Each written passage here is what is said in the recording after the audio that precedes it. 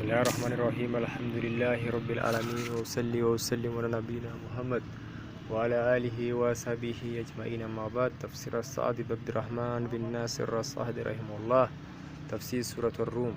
بسم الله الرحمن الرحيم.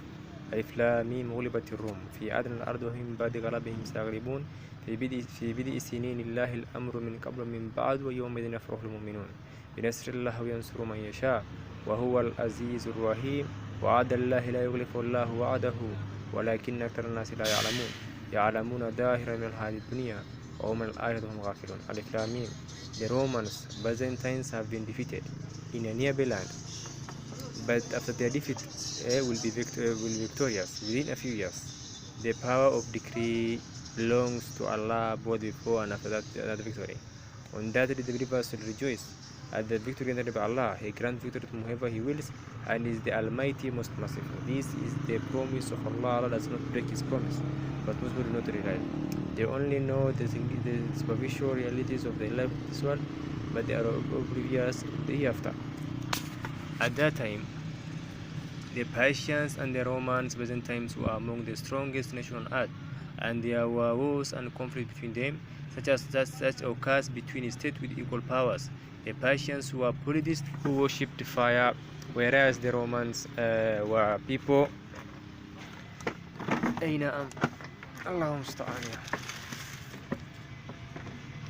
were people of the book who claimed to follow the Torah and Gospel. They were closer to the Muslims than the Persians, so the believers liked for the Romans to prevail and defeat the Persians. While the polytheists who had in common with the Persians, polytheists believes like for the Persians to defeat the Romans. The Persians prevailed over the Romans and defeated them, but did not take over their lands except the areas close to their borders. And the polytheists of Makkah rejoiced at that, while the Muslims were saddened by it. But Allah told them and promised them that the Romans will defeat the Persians within a few years, that is 8 or 9 years or thereabout, but no more than 10 and no less than 3. The Persian defeat of the Romans, then the Roman defeat of the Persians. All happened in accordance with the will and decree of Allah. Hence He said, the public decree belongs to Allah both before and after that victory. Victory does not occur just because of worldly means, but it must also come according to the divine will and decree. On that day, that is on the day when Romans prevail over the Persians and defeat them, on that day the believers will rejoice at the victory granted by Allah. He grants victory to whoever He wills, that is, they will rejoice at the Romans' victory over the Persians. For even though they are all disbelievers, some evils are less than others. And on that day the polytheists will grieve, and is the Almighty who is possessed of might that subdues all creation. He grants power to whoever He wills and takes away power from whoever He wills. He honors whoever He wills and He wills whoever He wills. Most merciful towards His believing slaves, for He has made available to them means by which they may attain bliss and victories such as never cross their minds. This is the promise of Allah. Allah does not break His promise, so be certain of that and be sure of it, and know that it will inevitably come to pass. When these verses which contain this promise were revealed, the Muslims believed in them and the polytheists disbelieved in them, so an extent that some Muslims and some polytheists placed bet on the exact number of years involved. When the time decreed by Allah came, the Romans defeated the Persians and drove them out of their lands that they had taken over, and the promise of Allah was fulfilled. This is none of the matters of the unseen which Allah foretold before it happened, and it came to pass at the time stated by Allah, and was witnessed by both Muslims and polytheists. But most people do not realize that what Allah promised is true. Hence there are some who disbelieve in the promise of Allah and reject His signs, and these are the ones who do not realize, that is, they do not see things in depth or understand the consequence thereof. Rather, they only know the superficial realities of the life of this world. So they took at their cause and are certain that some evils happen because the causes thereof are present. And they are certain that some things are not going to happen if they do not see the causes thereof happening. They focus only on the causes without thinking of the one who makes these causes available and is in control of them. But they are oblivious to the hereafter, for their hearts and their whims and desires are focused on this world and its worldly splendors. So they strive for that and focus all their efforts on it, and they neglect the hereafter, so they do not long for paradise or fear hell. and do not fear standing before Allah, and the meeting with Him does not cause them any concern. A sign of doom and and of being oblivious to the hereafter. It is strange indeed that many of these type of people have a stunningly high level of smartness and intelligence with regard to superficial worldly matters. They have achieved amazing things in the fields of energy, electricity, and means of transportation on land and sea and in the air. In that regard, they have surpassed others to the extent that they are filled with self-admiration for their own intelligence, and they regard others as incapable of achieving that which Allah has enabled them to achieve. Therefore, they look upon them with scorn and contempt. Yet, despite that, they are the most unintelligent of people with regard to spiritual well-being, and they are more negligent than others with regard to the hereafter, and have the least knowledge of the ultimate consequence of matters. People with the deep insight see them and realize how they are wandering blindly in the ignorance, misguidance, and falsehood, for they have forgotten Allah, so He caused them to forget themselves. These are the evildoers.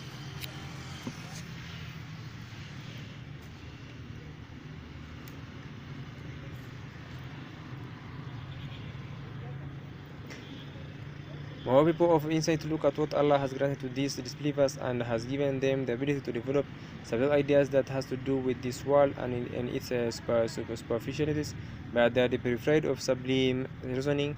Thus, the people of insight realize that all matters are in the hand of Allah, and it is He who decrees some concerning His slave. It is He who grants help and guidance, or causes some to fail. So they fear their Lord and ask Him to perfect it for them. What reach Him and draw close to Him. As for this achievement of the disbelievers, if their achievement had been coupled with faith and based on faith, that will have led to sublime refinement and a good life. But because much of it was based on atheism, it only resulted in ethics and morality and development of means of total destruction and annihilation of the planet. أولم يتفكروا ما في أنفسهم ما خلق الله السماوات والأرض وما بينهما بالحق وأجل مسمى وإن كان سبب الكائن لهم كافرون ولم يستطيعوا فانظر كيف كان عاقبة الذين من قبلهم وأشد منهم قوة وآثروا الأرض وأمروها أكثر مما أمروها وجاءتهم رسل بالبينات وما كانوا لهم ولكن كانوا أنفسهم يظلمون ثم كان عاقبة الذين أسوأوا السوء أن كذبوا بآيات الله وكانوا بها يستهزئون. Have not reflected within themselves? Allah has not created the heavens and the earth, all that is between them, except for a true purpose and for an appointed time. But really many people deny the meeting with their Lord. Have they not traveled in the land and seen what was the fate of those who came before them? They were more powerful than them. They dug at the earth and built upon it more than these people of Makkah. Abroad, their messengers came to them with clear signs. Not Allah who wronged them, it was they who wronged themselves. And utterly evil will be the fate of those who did evil, for they rejected the signs of Allah and used to ridicule them. That is, have these people who reject the messenger of Allah and deny the meaning with Him not reflected with themselves? For in their own self there are signs by which they may know that the one who created them from nothing will regret them of that, and that is not appropriate that the one who caused them to develop in stages from a sperm drop to a clinging cloth to a chewed lump of flesh to a human being into whom the soul was breathed, to a child, to a young man, to an old man, to a senile man, should leave them aimless and neglected, not given by any commands or prohibitions, and not rewarded or punished. Allah has not created the heavens and the earth and all that is between them except for a true purpose, which is to test you and show who among you is the best indeed. And it appointed them that is a period that will last until a certain point in which this world will come to an end. Then will come the resurrection where the earth will be changed to another earth, and so will the heavens. But many people deny the meeting with their Lord. Therefore they have not prepared to meet Him, and they do not believe in His messengers who told them of that. There is no evidence for this disbelief. Rather, definite evidence indicates that the resurrection of unrequited of deeds will take place, as Allah tells them to travel through the land and see the fate of those who rejected their messengers and disobeyed their commands among nations who are more powerful than them, and who left more stress on the earth, such as who is a fortress and great works, and who planted trees, grew crops and dug channels for irrigation. Their strength and works did not avail them at all when they rejected their messengers who came to them with the clear signs that pointed to the truth and soundness of the message. brought. When they look at what those nations left behind them, they will not find anything but nations that were vanished. People who were destroyed, dwelling that left destroyed and bad things that was said about them throughout the generations is the first stage of punishment, the first side of the punishment in the hereafter and the beginning. Therefore, Allah did not wrong any of these doomed nations by destroying them. Rather, they wronged themselves and brought about their own destruction. Latter evils will be their fate. They will be the fate. That is the terrible punishment of those who do not avail for the rejected of the signs of Allah and used to ridicule them. This is the punishment for their bad deeds and sins. Moreover, their ridicule and rejection are the cause of the greatest punishment and ultimate vengeance. الله يبدأ الخلق ثم يعيده ثم إليه ترجعون ويوم تقوم الساعة يبرز المجرمون ولم يكن لهم من شركائهم شفعوا وكانوا بشركائهم كافرين يوم تقوم الساعة يومئذ يتفرقون فأما الذين آمنوا وعملوا الصالحات فهم في روضة يهبرون وأما الذين كفروا وكذبوا بآياتنا ولقاء الآخرة فأولئك في العذاب المهدرون. Allah originates creation then repeated. Then to him you will be brought back. On the day when the hour begins, the evildoers will be speechless with despair. They will have no interest among their so-called partners whom they associate with Allah, and they deny those partners. On the day when the hour begins, on that day they will be divided. And those who believe and did righteous deeds, they will be honored and made happy in the garden. And as for those who disbelieved and rejected our signs and denied the meeting in the hereafter, they will be delivered up for the punishment. Here Allah subhanahu wa ta'ala tells us that He alone originated the creation of all creatures. Then He will repeat it. Then to Him they will be returned after the creation, so that He may requite them for their deeds. Hence He mentions the requite of the evildoers, then the requite of those who did the good.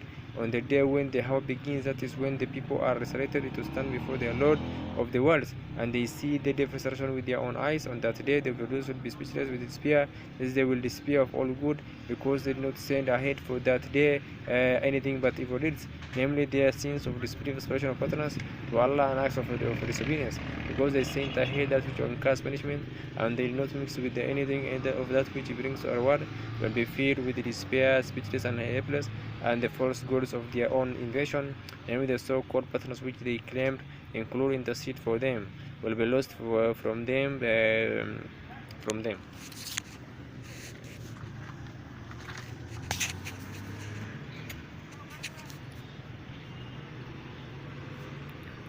Hence Allah says they will have no intercession among their so-called partners whom they worship alongside Allah, and they will deny those partners, that is, they do these politics will disavow those whom they associate with Allah, and those whom they worship will disavow them, and will say, we disavow them before you. It was not us they worship. They will trade causes and shun one another, and on that day the people of good and the people of evil will be divided and be separate, just as their deeds were separate in this world. As for those who believe in the righteous deeds, that is, they believe in their hearts and confirm that belief by doing righteous deeds, they will be honored and remain happy in garden, in which there are all kinds of plants and desirable things. They will be happy enjoying delicious food and drink beautiful companion servants, melodious voices, delightful sounds, wonderful views, gentle breezes, joy, delight, and pleasure such as cannot be described. And as for those who disbelieved and denied Allah's blessing, responded to them with ingratitude, and rejected our signs which were brought to them by our messengers, and denied the meeting in the hereafter, they will be delivered up for punishment, and hell will encompass them on all sides. Their faces will be scalded with hot water, which will pierce their bowels. What a great difference there will be between the two groups. So how can those who will enjoy bliss and those who will be punished be equal?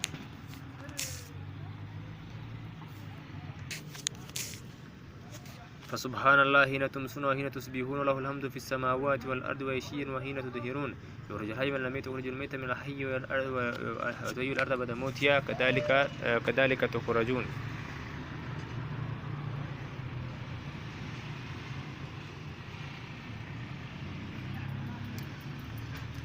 So glorify in the evening and in the morning. To him be all praise in the heavens and on earth, and glorify him in the afternoon when the sun begins to decline.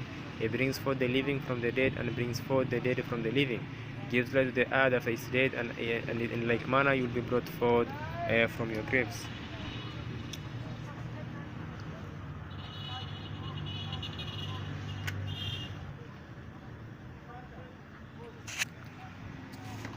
Hey now.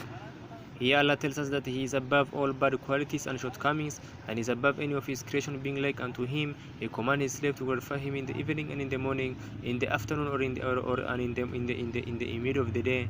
These 5 times are the times of the daily prayers. Allah commands slaves to glorify and praise Him at these times, which include that which is obligatory, such as the 5 daily prayers that are required at these times, and that which is recommended or encouraged, such as the adhkar that are to be recited morning and afternoon, and following the obligatory prayers as well as prerogative prayers that accompany the obligatory prayers, as because these times that Allah has chosen for the obligatory prayers are better than other times.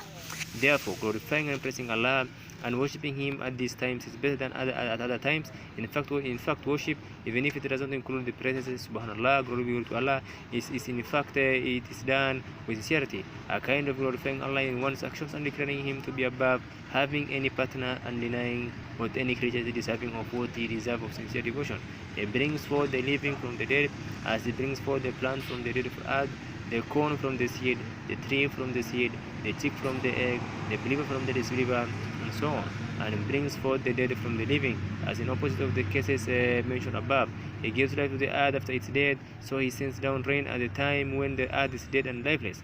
Then when He sends down rain upon it, it is tears and swells, and brings forth beautiful plants of every kind. And in like manner you will be brought forth from your graves. This offers definite evidence and clear proof that the one who gives life to earth after its dead will give life to the dead. There is no difference from a rational point of view in the two matters, and there is no reason to regard one as unlikely when we can see the other. ومن آياته أخلقكم من تراب ثم إذا أنتم بشر تنتشرون ومن آياته أن خلق لكم من أنفسكم أزواجا تسكنوا إليها وجعل بينكم مودة ورحمة إن في ذلك لآيات لقوم يتفكرون. Among His signs is this: He created you from dust, then behold you become human beings, ranging far and wide.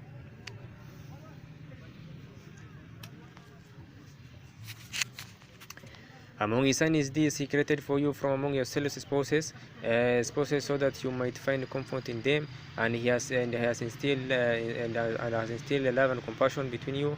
Verily, in that there are signs of people who reflect. This is the beginning of a list of Allah's signs that point to His oneness, His perfect greatness, His will that is always done, His mighty power, the beauty of His creation, and the vastness of His mercy and kindness. Among His signs is this: He created you from dust. This refers to the creation of original humankind, namely Adam. Then behold, you become human beings, ranging far and wide. That is the one who created you from a single origin, one substance. He scattered you far and wide throughout the earth. In that there are signs that the one who created you from this origin and scattered you throughout the earth is the one who is deserving of worship, the sovereign who is deserving of praise, the most merciful and most loving, or bring you back by resurrecting you after death.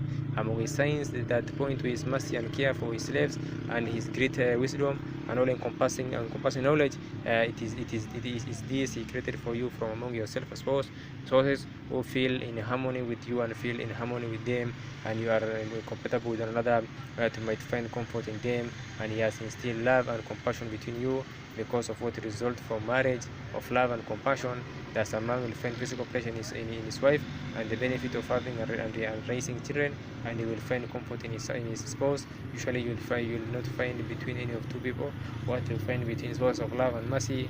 But in that there are signs of it for people who reflect and use their minds to reflect upon the signs of Allah, and in one thing they find an indication of another.